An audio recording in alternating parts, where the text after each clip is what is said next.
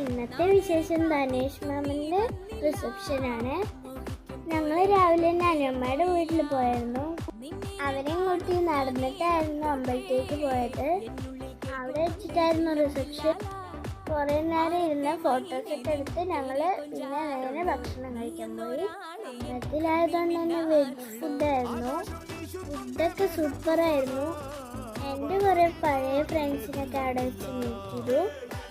അവരൊക്കെ ഒരുപാട് നാളായി കണ്ടിട്ട്, അതുകൊണ്ടാവാം അവരൊക്കെ മാറിയമാതിരി എനിക്ക് തോന്നി.